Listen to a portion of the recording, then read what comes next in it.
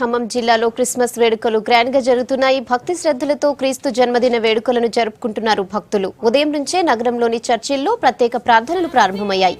విద్యుత్ దీపాల వెలుగులతో చర్చిలు కొత్త శోభను సంతరించుకున్నాయి. ప్రభువు ఆశీస్సులతో అందరూ సంతోషంగా ఉండాలని దీవించారు పాస్టర్స్. జన్మదిన వేడుకల్ని ఘనంగా జరుపుకున్నాం. సో క్రీస్తు యొక్క సందేశం ఏంటంటే ప్రేమని, ఇతరుల్ని ప్రేమించడం, మానవత్వం కలిగి మానవత్వంలో ఉన్న ప్రేమను బయటికి తీయటం.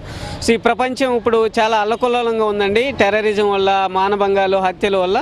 సో క్రైస్తవుడు, ప్రతి ఒక్క క్రైస్తవుడు కూడా ఇతరులకి ప్రేమను పంచుకుంటూ తన క్రైస్తవత్వాన్ని, ముఖ్యంగా క్రీస్తు యొక్క బోధల్ని, ఈ ప్రేమ ద్వారా, ఈ బైబుల్ అంతా ఏం చెప్తుందంటే ఇతరుల్ని ప్రేమించమని, ప్రేమ ద్వారానే మనం ఈ సమాజాన్ని జయించగలమని, ప్రేమించుకుంటూ ఈ 2015 సంవత్సరాల క్రితం పుట్టిన ఈ నరరూపంగా వచ్చిన ఈ క్రీస్తు మళ్ళీ మనకి మరి ఒకసారి గుర్తు చేస్తున్నాడు. యేసు ప్రభు రూపంలో పశువుల పాకలో ఈ లోకంలో జన్మించాడు. తన అహంకారాన్ని వీడి, తన అధికారాన్ని వీడి మనవునికి ప్రేమ, సమాధానము, శాంతి ప్రకటింపజేయడానికి ఈ లోకానికి వచ్చాడు. కాబట్టి మనుషులమైనటువంటి మనలో కూడా ప్రభువు ఉన్నాడని చెప్పి గ్రహించుకొని, మన ఆత్మలో దేవుడు ఉన్నాడని చెప్పి గ్రహించి